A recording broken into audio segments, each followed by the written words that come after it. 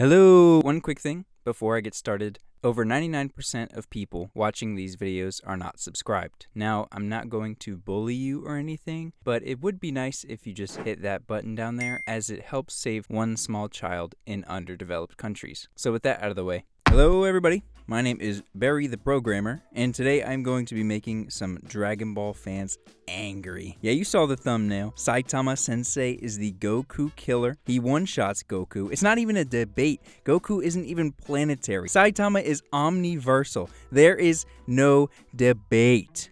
Okay, I've never even watched Dragon Ball. I don't know what I'm on about. Today we are going to be talking about your favorite bald anime man, Saitama from One Punch Man. Now, I know I pretty much solely make Naruto-related videos, but I recently watched One Punch Man and felt a burning desire to talk about it, so here we are. Saitama, for those of you that don't know, is the main character of a series called One Punch Man. It is a shonen series where there are a plethora of random monsters trying to take over the city, and who is there to absolutely fondle every one of those monsters every single time? Well, none other than Saitama Sensei. These monsters start out pretty weak. I mean, you've got your average giant crab getting pieced up, but as the series progresses, you start to realize that some of these villains would just have their way with the world if it weren't for Saitama, or Saitama, I don't know, man. Within the show, there is really nobody that compares to him in strength, so we've never even seen him go all out within the anime, because even the strongest of the strong can't take a serious punch from this man. Now, like I said, I am mostly a Naruto channel, so let's do some comparing that the Naruto fans will relate to.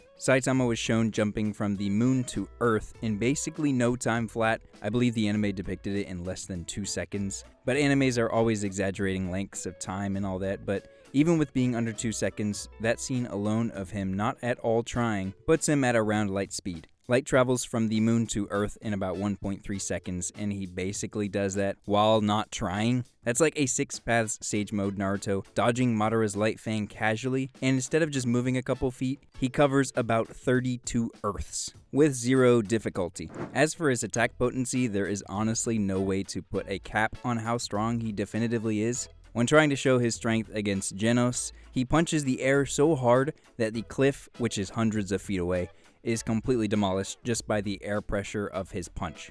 Yes, he destroys a cliff by punching the air in front of it. It makes no sense, but it's basically like 8th Gate Might Guy, but exponentially more impressive. And we have absolutely no reason to believe that this was his strongest punch, and it most likely was not. He was simply sparring with his student and pulled that out of nowhere, and we actually see stronger punches later on in the series. So to him, that was basically just playing around. His durability is seemingly limitless, as he is constantly thrown into concrete buildings at Mach 2, and somehow just always comes out like he got his clothes from the dry cleaner. You never see him get scratched, you don't see him get bruised, and you really don't see him tired in any way. So as far as the series shows, he is undefeatable with just his durability alone. The only time he has ever seemingly tried against someone is against a man named Boros. This is probably where you can get most of the feats from, but even this fight doesn't nearly show his full potential. Like, the feat of him jumping from the moon is in this fight, and the only serious punch we have ever seen him throw is also from this fight. And yeah, this is the outcome of that punch.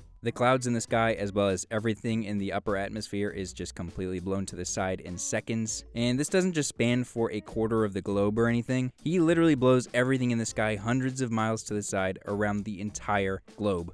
And finding actual calcs on this is really difficult. I tried to find some, I tried to do some myself. It's just kind of impossible, because you can't determine how heavy these clouds are, the counteracting winds and weather around the world and all that stuff. But it's needless to say that the outcome of this serious punch was intended to only move the clouds in the sky rather than the ground, because it would probably lead to something like this around the entire Earth. It's obvious if Saitama wanted to, the damage he could do to the Earth is just unfathomable. Just jumping off the moon had that thing in critical condition, so it's safe to say if he wanted to demolish the ground he steps on, there would be no issue in doing so.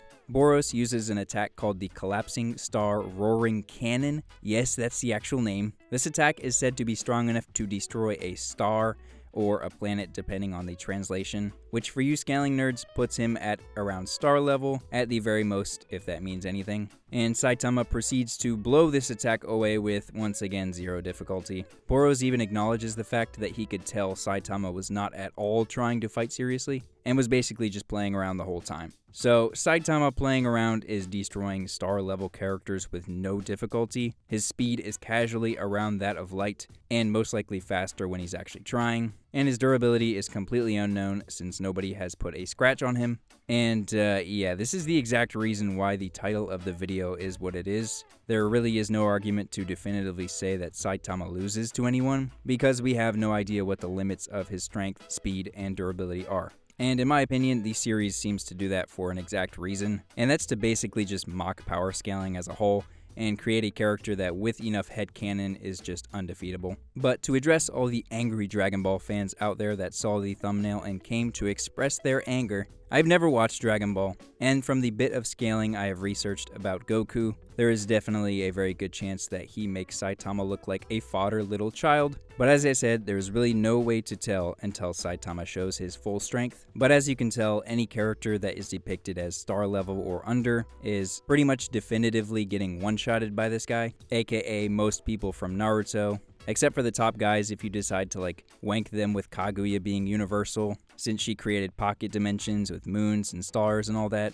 But I honestly don't like the whole planetary star level stuff, because at the end of the day, if you aren't moving above light speed and can't withstand planet busting punches, you will lose to this guy 100%. But that's about it. I just really wanted to talk about One Punch Man, if I'm being honest. I really enjoyed the show, and if you haven't watched it, the first season is 12 episodes. It's super entertaining, so go give it a shot. If you guys enjoyed this and want me to talk about other characters from shows outside of Naruto, I am completely open to it, so just drop suggestions in the comments. And yeah, thank you guys for watching, and I'll see you in the next one.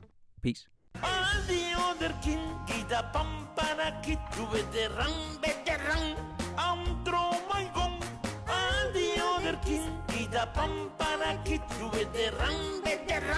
Faster than my wallet, and the other king, the pump and a kid with the run.